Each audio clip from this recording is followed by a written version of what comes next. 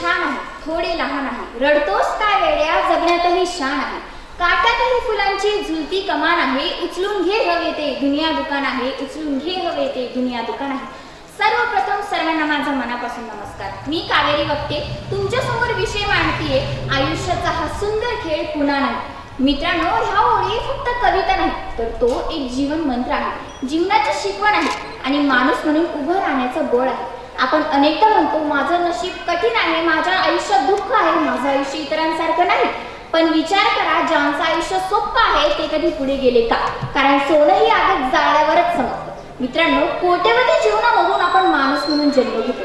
आपल्याकडे विचार करण्याची शक्ती, स्वप्न पाहण्याची क्षमता आणि प्रेम करण्याचं हृदय आहे. तरी आपण छोट्या छोट्या अपयशाने खचून जातो, तक्रारी करतो. कधी नोकरीची चिंता, तर कधी अभ्यासाचा ताण, तर कधी नात्यांमधील दुरावा.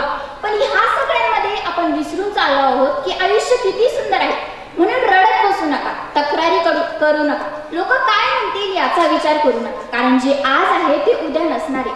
मित्रांनो, आयुष्यात संकट येणारच, ऊन सावळ्यांचा हा खेळ सुरूच राहणार. पण जर आज अंधार नसतं तर आपल्याला प्रकाशाची किंमत कळलेली नसती.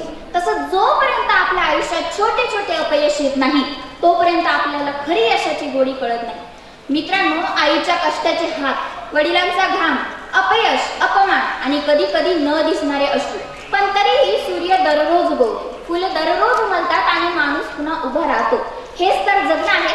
मित्रांनो, आचार्य भगवान ओशो त्यांच्या प्रवचनातून नेहमी एक गोष्ट सांगायची की एक सुफी फकीर होते. ते नेहमी आनंदी राहायचे, अगदी गरिबीतही ते हसत गाठ घालत चालायचे. त्यांना लोक विचारायचे की तुझ्याकडे तर काहीच नाही, मग तू इतका आनंदी का?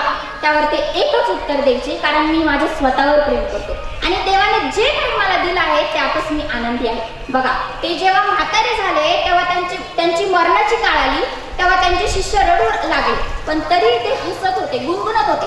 तेव्हा त्यांच्या शिष्याने विचारलं, महाराज, तुमची मरणाची काळ आहे, तुम्ही तरी हसत आहात, गुणगुणत आहात, तुम्हाला भीती नाही वाटत? त्यावर त्यांनी शांतपणे एक उत्तर दिलं, आजपर्यंत मी माझ्या आयुष्यात एकच गोष्ट लक्षात ठेवली, स्वतःवर प्रेम करणं, प्रत्येक काळावर प्रेम करणं. जेव्हा मी तरुण होतो तेव्हा मी संघर्षावर प्रेम केलं, जेव्हा मी म्हातारा झालो तेव्हा मी शांततेवर प्रेम केलं आणि आज माझी मरणाचा क्षण आलाय, तोही मी याच्यावर प्रेम करत आहे. मित्रांनो, त्यांनी सांगितलं की मृत्यू हा अंत नाही, तर आजपर्यंत मी ज्या जीवनावर प्रेम केलं त्या जीवनाने मला दिलेली ही अनमोल भेट आहे. बघा, म्हणजे आचार्यांना आपल्याला याच्यातून एकच गोष्ट सांगायची आहे की स्वतःवर प्रेम करणं म्हणजे फक्त चांगल्या गोष्टींचा स्वीकार करणं नाही, तर प्रत्येक गोष्टींचा स्वीकार करणं. मग ते सुख असो किंवा दुःख, यश असो किंवा अपयश, प्रत्येक गोष्टीला आनंदाने स्वीकारणं. खरं तर मित्रांनो, आज स्वतःला एक प्रश्न विचारा की मी स्वतःसाठी कधी जगलो, मी माझ्या मनावर प्रेम केलं का आणि मी स्वतःसाठी कधी थांबलो का? कारण youth life is golden life.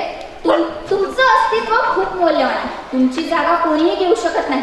तुम्ही हरलात असं जरी वाटत असेल ना, तरी तुम्ही अजून संपलेलं नाही, कारण प्रत्येक रात्रानंतर एक दिवस येतो, प्रत्येक अंधारानंतर एक प्रकाश येतो आणि प्रत्येक अश्रूनंतर नवीन हसू जन्माला येतो. हेच तर जगणं आहे. म्हणून थांबू नका, कारण हे जीवन पुन्हा येणार नाही. खरं तर मॅम, एक वाक्य आहे, एकदम सुंदर वाक्य, की वाटेत काटा आला तरी चालत राहायचं असतं, वाटेत काटा आला तरी चालत राहायचं असतं, रडत नाही तर हसत आयुष्याला मिठीत घ्यायचं असतं. स्वप्ने तुटली तरी विश्वास तुटू द्यायचा नाही, स्वप्ने तुटली तरी विश्वास तुटू द्यायचा नाही, कारण हे सुंदर जीवन पुन्हा येणार नाही, हे सुंदर जीवन पुन्हा येणार नाही. धन्यवाद.